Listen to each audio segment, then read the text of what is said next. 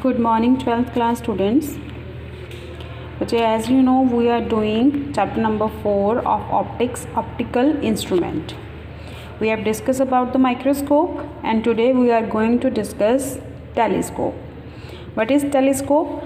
A telescope is an instrument for seeing the distant objects clearly and their magnified image.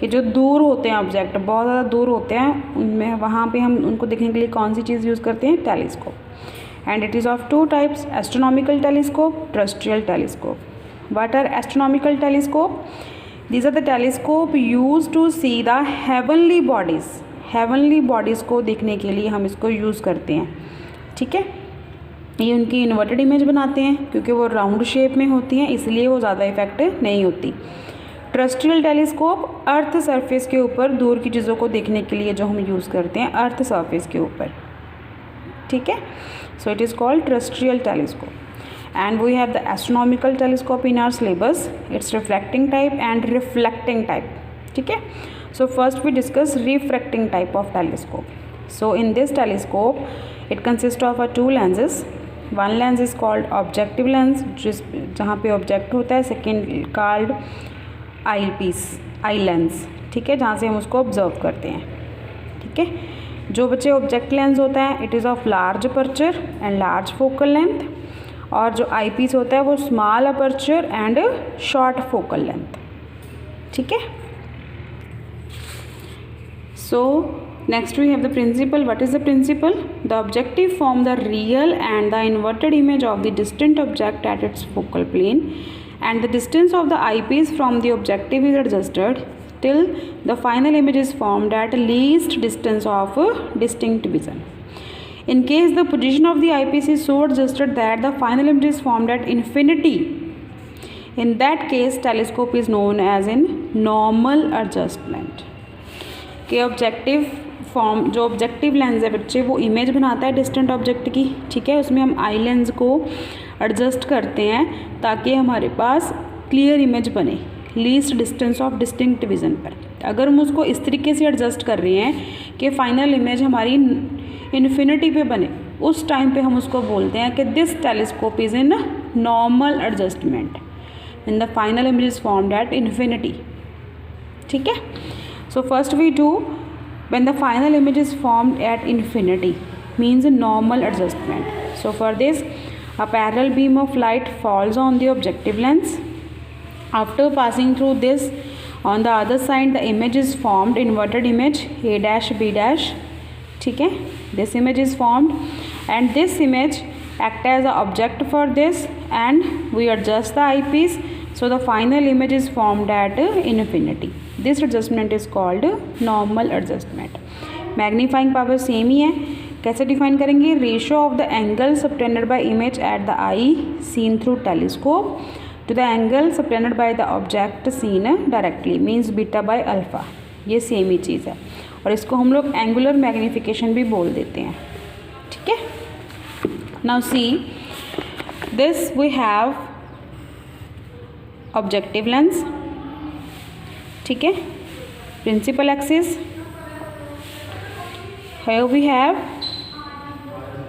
I lens parallel beam of light fall करेंगी surface के ऊपर ठीक है then क्या होएगा फिर यहाँ से उनकी रिफ्रैक्शन हो जाएगी और जिस पॉइंट के ऊपर भी ये मीट करेंगी वहाँ पे हमारे पास क्या हो जाएगी इमेज फॉर्म हो जाएगी inverted image A dash B dash then again parallel to principal axis focus से पास कर जाएगी सेंटर से पास कर जाएगी when we extend in backward direction हमारे पास इमेज कहाँ पे बनेगी इन्फिनिटी पे ये जो एडजस्टमेंट है वो क्या है हमारे पास नॉर्मल एडजस्टमेंट ये ऑब्जेक्ट लेंस है ये हमारे पास आई लेंस है ठीक है अब देखो ये हो गया सेंटर इसका सी डैश ये एंगल हो गया हमारे पास बीटा अगर ये हमारे पास यहाँ पे अल्फ़ा के ऊपर फॉल कर रहे हैं अल्फ़ा एंगल के ऊपर तो ये एंगल भी क्या होएगा क्योंकि ये लाइन होगी ये क्रॉस कर रही हैं वर्टिकली ऑपोजिट एंगल्स होंगे हमारे पास तो ये एंगल भी क्या होएगा अल्फ़ा ठीक है अब हमने क्या डिफाइन किया है magnifying power beta by alpha.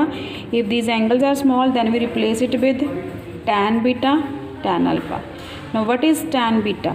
tan beta की वैल्यू क्या आ जाएगी हमारे पास इस ट्रायंगल से? a dash b dash over c dash a dash over tan alpha की वैल्यू इस ट्रायंगल से आएगी। ये है, इसको मान लेते हैं हम लोग c, ठीक है। वो क्या होएगी? a dash b dash over c a dash, a dash b dash cancel हो गया, सो it is c a dash over c dash a dash, ठीक है। c a डैश क्या है बच्चे हमारे पास? c a डैश इसका डिस्टेंस हो गया, ठीक है, क्योंकि इमेज अब इन्फिनिटी पे बन रही है, मीन्स ये क्या होएगा इस लेंस के लिए? फोकस। तो c a डैश क्या हो गया हमारे पास? f नॉट, और c डैश a डैश, ये वाला c डैश, ये पहले था c a, देखो इन्फिनिटी से आ रही है रेस, इन्फिनिटी से आ रही है, तो इमेज कहाँ पे बनेगी? फोकस के ऊपर। मीन्स ये इसके लिए क्या हो गया? ऑब्जेक्ट लेंस के लिए फोकस। अब इस लेंस के लिए भी ये फोकस ही होएगा पॉइंट, क्योंकि इमेज इन्फिनिटी पे बन रही है, लेकिन वो क्या होएगा? माइनस एफ ई, ठीक है। तो ये आ गई हमारे पास magnifying power in normal adjustment, ठीक है। अगर आप इसी केस को कर रहे हो at least distance of distinct vision के फाइनल इमेज जो है वो लीस्ट डिस्टेंस के ऊपर बन रही है इस तरीके से, ठीक है। हाँ जी बच्चे, ये हमारे पास नेक्स्ट केस है कि जब फाइनल इमेज लीस्ट डिस्टेंस के ऊपर बनेगी, least distance of distinct vision के ऊपर बनेगी, ठीक है। तो यहाँ तक तो हमारे पास सेम ही आएगा, beta by alpha, tan beta by tan alpha, C A dash over C dash A dash, ठीक है। मीन्स एम किसके इक्वल आएगा हमारे पास? C A dash over C dash A dash, ठीक है। अब इनकी वैल्यूज़ क्या हैं? सी ए डैश, ये सी है हमारे पास, ये सेंटर जो है वो सी डैश है, सी ए डैश ये तो फोकस ही रहेगा, क्योंकि इन्फिनिटी से रेज ऑफ लाइट आएंगी तो इमेज कहाँ पे बनेगी? फोकस पे। मीन्स सी ए डैश की वैल्यू क्या है हमारे पास? F naught. C dash A dash, C dash A dash इसकी वैल्यू क्या होगी हमारे पास? माइनस यू ई, क्योंकि इसके लिए ये क्या है? ऑब्जेक्ट है, क्योंकि इसकी इमेज अब कहीं और पे बन रही है ना, इन्फिनिटी पे तो नहीं बन रही, इसलिए इसको क्या लेंगे हम? यू ई, और ये क्या होएगा हमारे पास? वी ई, जिसको हम डी लिखते हैं, ठीक है। तो एम क्या आ गया हमारे पास? F naught over minus U E. इसकी वैल्यू कैलकुलेट करनी है, then we use the lens equation. Lens equation क्या है? Minus one by U E, one by V E is equals to one by F E. Then put the sign convention, U E की value क्या है? Minus U E, V E की value क्या है? Minus D, F E क्या होएगा? F E. तो ये इक्वेशन क्या बन गई हमारे पास? It will be one by U E minus one by D is equals to one by F E, ठीक है। तो यू ई की वैल्यू क्या आ गई? वन बाई यू की value one by D plus one by F E. तो ये value इसमें पुट कर दो, तो मैग्नीफाइंग पावर क्या आ जाएगी? Minus one by F E, ठीक है। और एफ नॉट तो है ही ऊपर यहाँ पे, ठीक है। एफ ई मैंने यहाँ से कॉमन निकाल लिया, तो क्या हो गया ये? F E by D plus one. तो ये जो है वो आपके पास मैग्नीफाइंग पावर आ गई, ठीक। देन रिफ्लेक्टिंग टाइप टेलीस्कोप, जो एस्ट्रोनॉमिकल टेलीस्कोप है बच्चे, it is use to see the distant stars, should possess large light gathering power and high resolving power, कि हम उसको आसानी से आइडेंटिफाई कर सकें। तो जो रिफ्लेक्टिंग टाइप टेलीस्कोप है, this was designed by the Newton in order to overcome the drawbacks of refracting telescope. उसमें जो ड्रॉबैक्स होते हैं उनको रिमूव करने के लिए न्यूटन ने एक नया टेलीस्कोप बनाया, that is called reflecting type telescope. इसमें क्या होता है हमारे पास? This is the objective, mirror use करते हैं हम लोग, ठीक है। ये ट्यूब है हमारे पास, लाइट फॉल करेगी इसमें, ठीक, लाइट फॉल करेगी, मिरर है तो रिफ्लेक्ट होएगी light, then place again a mirror here, plane mirror, ठीक है। एट 45 के एंगल के ऊपर रखा होता है ये। So when the light falls on this, ठीक है, वो क्या हो जाएगी? वहाँ से फिर से रिफ्लेक्ट हो जाएगी। Then here we have the lenses, ठीक है, ऑब्जेक्टिव लेंस और आई लेंस, वो सेम ही प्रोसीजर होएगा, and we get the image. ये आपने बुक से रीड करना है, ठीक है, मैग्नीफाइंग पावर सेम ही आएगी। इसके एडवांटेजेस क्या है रिफ्लेक्टिंग टाइप टेलीस्कोप की? Since objective is not a lens, क्योंकि वो मिरर है, ठीक है। So the image formed is free from chromatic aberrations. Chromatic aberrations हम डिस्कस कर चुके हैं कि जो पैराक्सियल और मार्जिनल रेज होती हैं वो एक पॉइंट के ऊपर इकट्ठी नहीं होती, ठीक है, डिफरेंस होता है, एक पॉइंट के ऊपर फोकस पे इकट्ठी नहीं होती, वो वेवलेंथ अलग अलग होती है, क्योंकि हमने देखा कि वाइट लाइट 7 कलर्स होते हैं ना, सो क्रोमेटिक अब्रेशंस जो है वो रिमूव हो जाती हैं, स्फेरिकल अब्रेशंस भी मिनिमाइज हो जाती हैं इसमें, ठीक है।